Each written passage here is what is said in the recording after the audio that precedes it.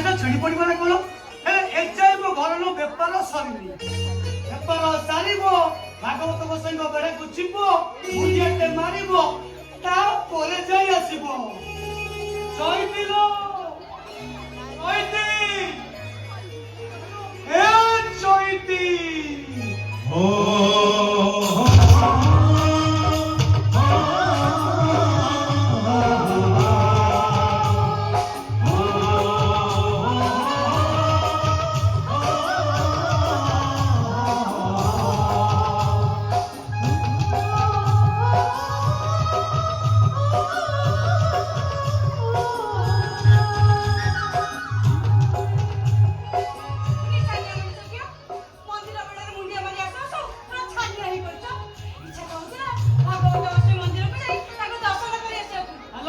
ତତେ କେତେ ଥର ମନେ କରୁଛି ମନ୍ଦିର ବେଢ଼ାକୁ ଯିବାକୁ ମନ ଧରିବୁନି। କାହିଁକି ଧରିବିନି? କାହିଁକି ଯିବିନି ବା?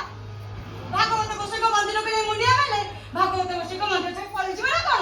ହ୍ୟାଲୋ ଏଇ ଦେଖ ଦେଖ ଦେଖ ଦେଖ ଦେଖ ହ୍ୟାଲୋ ଏଇ ଆମେ ପରା ଅଜାତିଆ ଅଛୁଆ।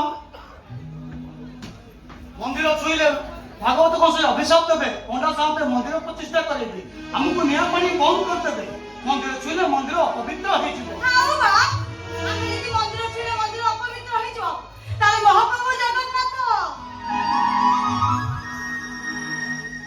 ଦାସିଆ ବାଉରୀକୁ ନଡ଼ିଆ ଦେଇଥିଲେ କେମିତି? ଭକ୍ତ ସାଧକଙ୍କ ପାଇଁ ନନ୍ଦିଘୋଷକୁ ଅଟକି ଦେଇଥିଲେ କ'ଣ ପାଇଁ?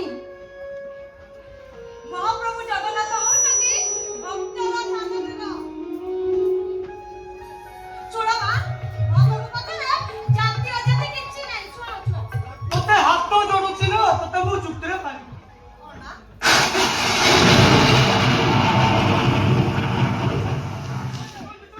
এই চলতি হ্যালো মেঘ করনি মাটিছে না এই বল বল।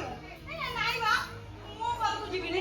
ମୁଁ ଭାଗବତ ଗୋସାଇ ମନ୍ଦିରକୁ ଯାଇ ମୋ ମନ କଥା କହିବି। ଆଉ କି ମନ କଥା ଜଣେଇବୁଲୋ? କେଡ଼େ କେଡ଼େ ବଡ଼ ଡାକ୍ତରକୁ ଦେଖେଇଲେ, ନାୟକ ପଣ୍ଡିତକୁ ହାତ ଦେଖେଇଲେ, ସମସ୍ତଙ୍କର ସେଇ ଗୋଟିଏ କଥା, ଆମେ ଜୀବନରେ କେବେ ବାପା ମା ହେଇପାରିବାନି, କି ବାପା ମା ଡାକ ଶୁଣି ପାରିବାନି। ହାତ ଗୋଡ଼ ଚଳୁଥିବ, ଏଇ କୁଲା ବାଉଁଶିଆ ବିକି ଚଳିବ। ଆଉ ଯୋଉଦିନ ହାତ ଗୋଡ଼ ଚଳିବାଟା ବନ୍ଦ ହେଇଯିବ ନା, ସେଦିନ ଆମ ଚିନୁଟ ଆମ ସେବା କରିବ, ଆମକୁ କାନ୍ଧରେ ବହି ମଶାଣିକି ନବ, ଆମ ମୁହଁରେ ଟିକେ ନିଆଁ ଦବ। ହେଇଟି ବା ଅନେଇରା, ତମେ ସିନା ଆଶା ଛାଡ଼ି ସାରିଲଣି, ହେଲେ ମୋର ଏବେ ବି ବିଶ୍ୱାସ ଅଛି ମୋ ଭାଗବତ ଗୋସାଇ ମୋ ମନ କଥା ନିଶ୍ଚୟ ଶୁଣିବେ, ମୋ କୋଳ ପୂରେଇ ଦେବେ। ଦେଖିବା ଯାହା ନାହିଁ କରମେ ତାହାକି ମିଳିବ ଧରମେ। ତୁ ଯଦି ଭାଗବତ ଗୋସାଇଙ୍କ ଉପରେ ଏତେ ବିଶ୍ୱାସ କରନ୍ତା ତାହେଲେ ଏଇଠି ମୁଣ୍ଡିଆ ମାରି ଭାଗବତ ଗୋସାଇକି ଜଣା, ଦେଖିବା ତୋ ଭାଗବତ ଗୋସାଇ ତୋ କଥା କେମିତି ଶୁଣୁଛନ୍ତି। ହେ ଭାଗବତ ଗୋସାଇ,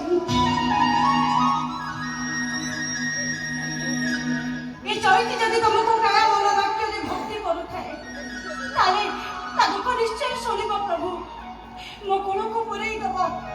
ଏଇଠି ମୁଁ ତମକୁ କରୁଛି ଦଣ୍ଡବତ।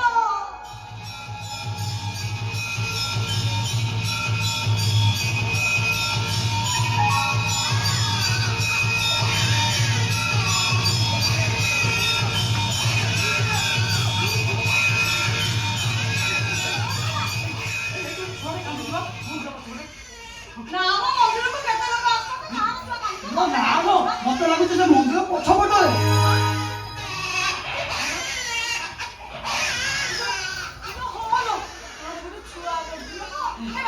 ହଁ ହଁ ହଁ ତୁ ଦିଅ, ମୁଁ ଦିଅ।